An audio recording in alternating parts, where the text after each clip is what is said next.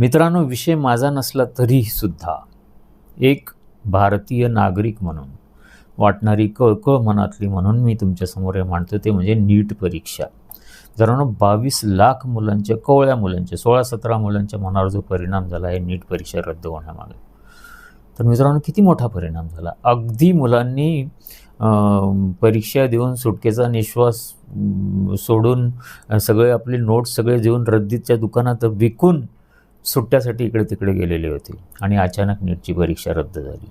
आणि आत्ता आज 21 जूनला ती परीक्षा होणार जाहीर झाली आणि त्यासाठी म्हणून परत त्यांच्या अभ्यासाची सुरुवात झाली. कहर म्हणजे नीट परीक्षेच्या आधी 2 दिवस महाराष्ट्र शासनाने 12वीचा रिझल्ट लावून त्यांच्या डोक्यावर ज्याला म्हणतो आपण एक हातोडा मारला आणि डिस्टर्ब केलं आणि त्याच्यात परत ही नीट परीक्षा रद्द झाली. मित्रांनो, या कोवळ्या मनाच्या लोकांवर, मुलांवर काय किती परिणाम करावं हे खूप धक्कादायक आहे आणि हे खूप वाईट वाटतं, अस्वस्थ होतं. प्रत्येक माणूस अस्वस्थ होतो, असं का होतं. पण मित्रांनो, एक सकाळच्या पेपरमध्ये एक विश्लेषण आलेलं आहे, जे विश्लेषण तुम्हाला मी शेजारी दाखवतोय, तुम्हाला दिसते ते विश्लेषण पेपरमध्ये छापून आलेलं आहे की कारणं काय आहेत या गोष्टीची आणि कुठून सुरुवात होते आणि कुठं जात आहेत, ह्याच्यात किती व्यवहार होतो, हे सगळं त्या विश्लेषणामध्ये मी काही उलगडून सांगत बसणार नाही, व्हिडिओ लांबणार आहे.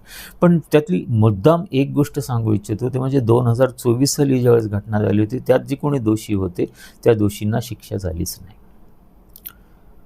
कोर्टामध्ये इतक्या काही गोष्टी घडल्या की ते लोक काही, म्हणजे त्या लोकांना कुठलीही शिक्षा झाली नाही. उलट त्यातले काही उच्चपदस्थ लोक होते, ती लोकांना प्रमोशन्स मिळाले, असं सुद्धा सोशल मीडियात आलं.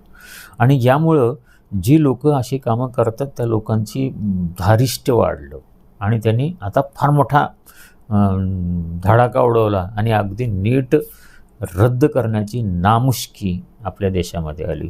याची जगभर नाचक्की झाली की काय एक्झाम घेतो आपण आणि कशा पद्धतीने घेतो आणि कशा पद्धतीने राबवलं जातं, याबद्दल पूर्ण जगामध्ये नाचक्की झाली. 22 लाख मुलांच्या मनावर परिणाम झाला, त्या फॅमिलीवर परिणाम झाला.